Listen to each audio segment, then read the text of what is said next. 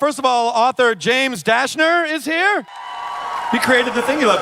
Director Wes Ball is also here, playing Thomas Dylan O'Brien,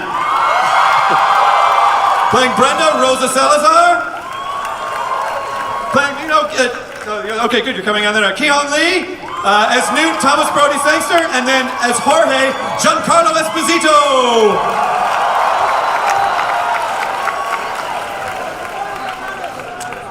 Welcome, you guys.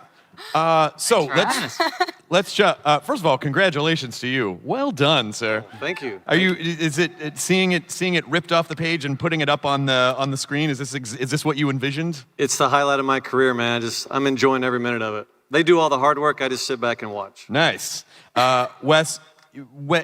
So in the first movie, it takes a little bit of time before everyone starts to figure out what's going on, right. and then it takes off. But it feels like you guys just start right out of the gate with this movie. Yeah, and that's what's kind of fun about this one. I think I remember being out here like a year ago saying the same thing. And if we got the chance to make the second one, it was just going to pick up right where the last one ended, and it was just going to be nonstop, full momentum, full steam. This movie is way bigger than the first one. We get to explore a much larger world, many more threats. It's just as intense and emotional as the other one, so we're really excited to see what fans are going to think. Dylan, how do you think Thomas has changed since the first movie? I think in this one, for me, Thomas he's for the first time I think feeling defeated, and maybe angry too. I mean, in the first film, he's kind of the one always motivating, and like everyone's sitting around doing nothing. He's like, "Come on, we can do this," And he discovers this leader in himself, and then at the end of the first film, he's just crushed with this guilt and losing one special friend in particular, feeling responsible for other deaths as well. He feels responsible for these guys, and now that he knows that maybe he didn't lead them to the right place, it's going to weigh on him, Yeah. Rosa, what did it mean to you to become I mean, I can see the look in your face. You guys are very emotional. I've never seen the trailer before, and I almost cried. It was so beautiful. It looks like the movie that we sought out to make, and it means the world to me. This character is so fun to play. She's like a total rescue dog who ends up sort of bonding with these people in the name of, getting freedom. Yeah. So it's so emotional for me to even watch this, and I'm really excited for you guys to see it.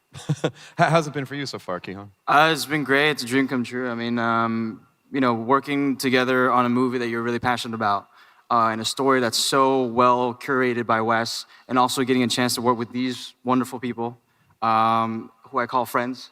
And so it's really a dream come true. You can't really complain. Thomas, so where's Newt at in the second movie? He's come from a place in which he really knew how to survive and live in this certain situation, and kind of grown accustomed to it, and worked his way up into the ranks. And he'd been there for quite a long time, and then to come out of that into a world that he has no power, no control over, and is completely foreign and new to him. Which is exactly the same circumstances that we're all put in, really kind of switches up the dynamic within the group. And, but still Newt holds on to that thing of being the constant source of encouragement for everyone, and trying to see the best in people, and trying to get them together to do what they do best in order to make the best out of the whole situation and move us forward. Yeah, that sense of brotherhood was always a really important thing to our movies, basically, and I think we could carry that further in this movie, I think. Giancarlo Esposito. I don't, this is going to sound creepy. I look at you every day because I have a poster of Gus Fring in my dressing room. Thank you.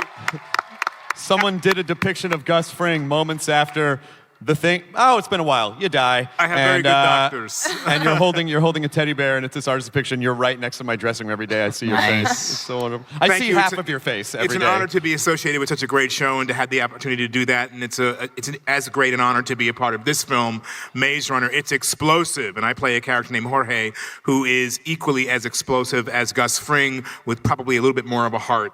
This is a film that everyone should be getting excited about, because it's not only about action, it's about humanity, it's about family sticking together to pull each other out. And believe it or not, it's a challenging film to watch. It's so fast-paced, but you're going to get the guts, the glory, the humanity of this film. You see it in the trailer. You're going to see it on screen September 18th. I'm so excited. Wait, I mean, What a boss. seriously. He is the man. Gus First of Fring? all, We're all just like nervous answering up here. Oh, no. You know, and I almost big crowd. Yeah, you told me I had almost very little cried. time. Man. well, first So I'm of gonna lay it all, on way you, to baby. way to keep me on track That's because right, I'm like, baby. remember when you were Gus Fring, and then I mean, and you September wove 18th. it in so Everyone asked gorgeously. me, what role do you love the best that you're playing? I said, it's the role I'm playing right now. Yeah, it's my Jorge favorite. right now in Maze this Runner, That's baby. why we cast him.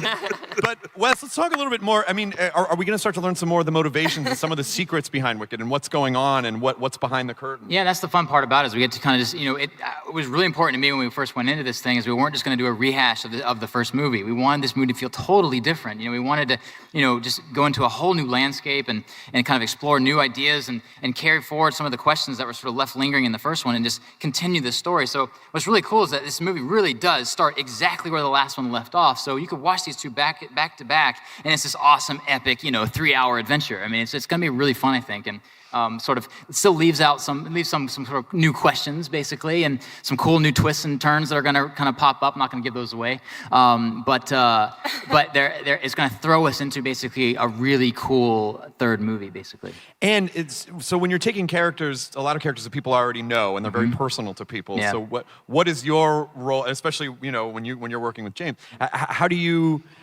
honor that, but then also give the audience something new? Because obviously, if people read the book and it's like, oh, this is everything that was actually, you Right. want some new things, but you don't want too much to change. Yeah, I think that's in the act of interpretation, basically. And this is my interpretation of James's books, essentially, and not just mine, actually, the entire team's, basically. I mean, when it comes to these characters, I mean, we all have our discussions. We talk about who they are and what role they need to serve the narrative, and then I let them go. I let them do their thing, and that's what makes it feel real. It makes it feel spontaneous, and doesn't have this kind of, paint by numbers approach. I think that was something that was really kind of charming about the first movie, is that there was an authenticity to it. There was a realness to it, kind of something grounded about it. And I think we tried to really contain that in this movie in a big way. So, Dylan, how much? I mean, did you feel your life completely change overnight when you? No, I don't. Oh, good. Think so. Okay. No. No, leave me alone. Yeah. I want to defer to. I want one of you guys to answer my questions for me. And I'll just, Giancarlo, like, did Dylan's life change overnight? This guy is amazing. He's like the Nice, bionic nice. man on set. I mean, he has so much energy and so committed. It's all through. I like it. Yeah, you really are. He tumbles, he jumps, he runs, and he looks you right in the eye, and he plays the scene. It's been one of my favorite films to do. I've been doing this for 50 years, and this cast is committed. Yeah. Truly committed. I'm really. Giancarlo. the same goes for Giancarlo, by the way. This is what I got to work with every day. It's fantastic. Giancarlo, what were Rose's motivations for playing? Giancarlo. Look at me. Look at me. I'd love to talk about some of the new threats, Wes. Like some of the because I know that this world is going to be more expansive and broad, obviously, than the last one. Like I said, it's almost a different genre of a movie, basically. And I mean, one of our main threats in this movie are these things called the cranks. And it's something we set up in the first movie. You start to see that there is a virus that's kind of infected the world and is ravaging these people of the world. And these kids are kind of important to sort of uncovering how to solve this big issue. It's kind of a big, giant threat in the world. And so it was a really fun challenge to try to visually come up with something for these cranks, these things that James described, these infected people. And then throughout the entire movie, you see these different stages of cranks, people that are just starting to get infected, all the way to people that are really far gone. And they're pretty terrifying. I mean, we have a little bit of a horror movie on our hands here, which is kind of fun. It's our new monster in this movie. And it's got a little bit more teeth this time. In fact, I think we might have something to show. Oh, Yeah. What the? Segue. No. What? Oh. Blah, blah, blah. What? So, a lot of fans are waiting to see these cranks, and what you're going to see here is a little clip that kind of shows off what the kind of, the really scary monsters in our movie is.